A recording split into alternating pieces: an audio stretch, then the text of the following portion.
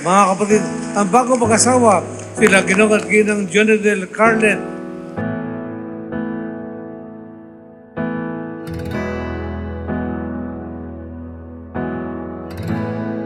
Jonadel, ang namili ng mapapangasawa mo, ang Diyos. Danica, ang namili ang Diyos. Magsama kayo na may pagmamahalan.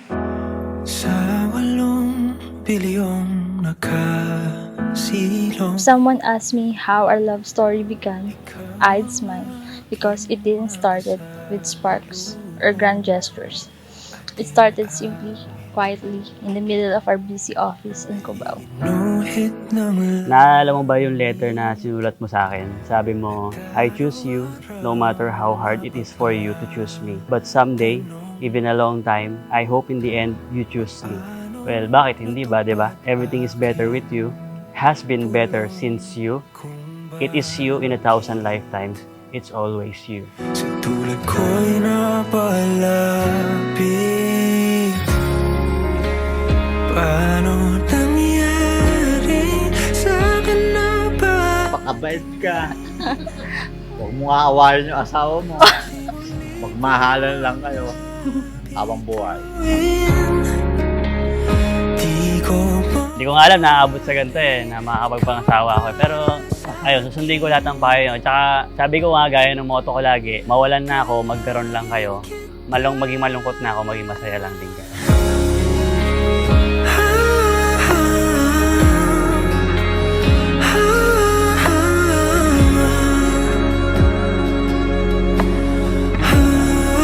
Goods, mahal ko, baby.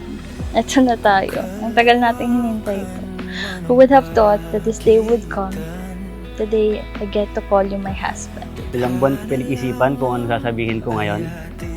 Una sa lahat, gusto ko magpasalamat sa Panginoon dahil umabot tayo dito. Nangangako ako sa iyo, sa magulang mo, at sa Panginoong may kapal, na ikaw lang ang aking minamahal. paano nangyari. Dahil dito, iiwan ng lalaki ang kanyang amante na at magsasama sila ng kanyang asawa at sila'y magiging isa. Bituin Maaaring magalit, sawa, mapagod sa mundo, pero hindi ako mapapagod sa iyo. akin. Dalangin kita. Diin ka. From the moment we met, I knew you were my home. I can't wait to build our dreams together to create a lifetime of memories with you and our future babies. I am yours completely, endlessly, and forever. Mahal na mahal kita. Asawa ko. Warin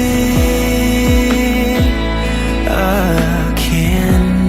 Gusto ko lang din i-congrats ka dahil magkakaroon ka ng gwapong asawa. Salamat din, Lord, at binigyan mo ko ng maunawain at maganda na asawa.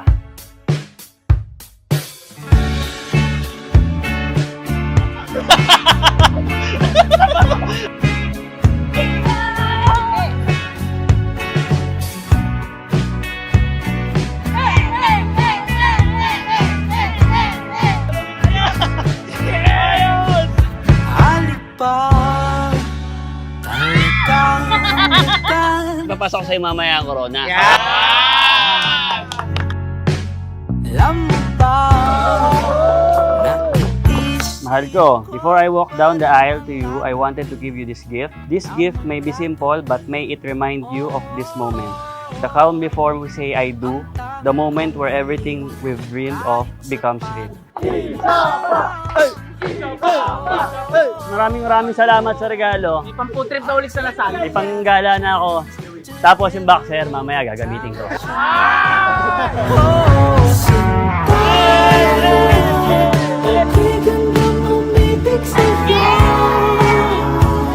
ako'y maghihintay sa iyong pagdating. Pagka galit si Del, manahimik ka na lang para wala ng gulo.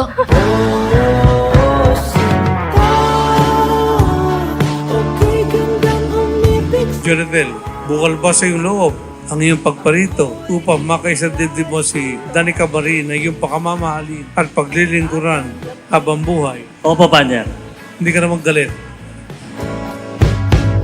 How we old enough to live the stars tonight. We could kiss a bride. Ikaw ang bulaklak na kumukulay sa paligid natin. Oh, oh, ang dami kong hiling kahit sa panaginip na lang. Una, kapag marami kang pera, akala ko masaya, pero hindi pala. Mas masaya pala pag kasama kita. Okay, gandang umibig sa'yo.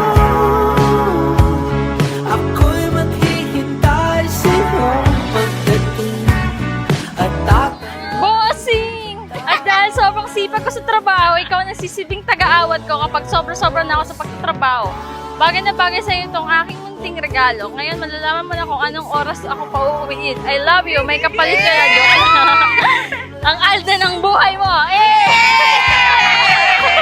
I like it so much. Pero bembang ka sa akin mamaya.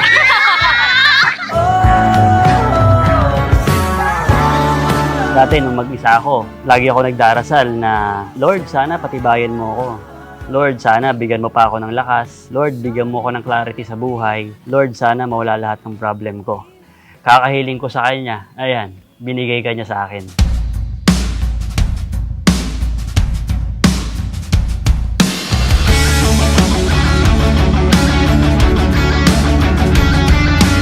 We started talking in 2019.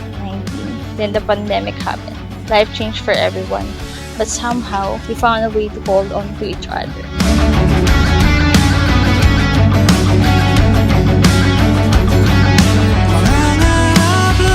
Nagkakilala kami ni Danica sa trabaho lang din. So bago lang ako doon, may mga common friends din na magkakakilala. Ayun. Tapos chinat niya ako. Nag-chat siya sa akin. Ano ba? Ano lang? Wala lang. Trip ko lang.